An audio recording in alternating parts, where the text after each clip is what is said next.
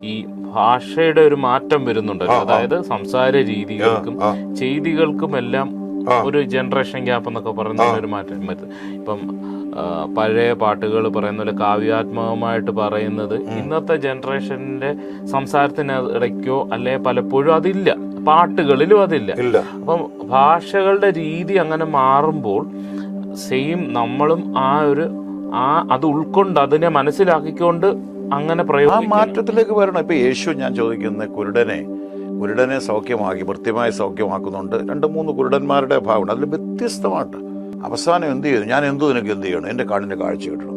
എന്തോ your faith has made you well, എൻ്റെ വിശ്വാസം നിന്നെ രക്ഷിച്ചിട്ട് പൊക്കോളാൻ പറയും. അതേസമയം പിറവിക്കുരുടനെ എങ്ങനെയായിരുന്നു? കണ്ണിൽ അല്ലേ തുപ്പി ചേറ് വെച്ച് കണ്ണിൽ പുരട്ടി. അപ്പം നമ്മൾ മനസ്സിലാക്കണം, അപ്പോസ്തല പ്രവൃത്തിയിലെ വചനത്തിൽ കാണിച്ചാന്ന് പറയുമ്പോൾ ഇന്ന് ചിലപ്പോൾ ഒരു കണ്ണിനെ ഒരു വ്യക്തിയെ ദൈവം ഹീൽ ചെയ്യുന്നത് ഒരു അനോയിൻറ്റഡ് മാനിലൂടെ ദൈവം, ഒരു സെർവൻ്റ് ഓഫ് ഗോഡിലൂടെ ദൈവം ചെയ്യുന്നത് വ്യത്യസ്തമായ കാര്യങ്ങളായിരിക്കും. ചിലപ്പോൾ കർത്താവ് ചേറിൽ തുപ്പിയെന്ന് പറഞ്ഞ പോലെ ചിലപ്പോൾ അവർ വേറൊരു എന്തെങ്കിലും ഒരു കാര്യമായിരിക്കാം ചെയ്യുന്നത്. അതിനെ നമ്മൾ എന്താണ് അത് പിശാചാന്ന് പറഞ്ഞ് നമുക്ക് പറയാനൊക്കത്തില്ല. ഫലം കൊണ്ട്, ഞാൻ നേരത്തെ സുവിശേഷങ്ങളെല്ലാം ഞാൻ പറയുന്നതാണ്, ഫലം കൊണ്ട് വൃക്ഷത്തെ തിരിച്ചറിയാം, ഇല്ലേ?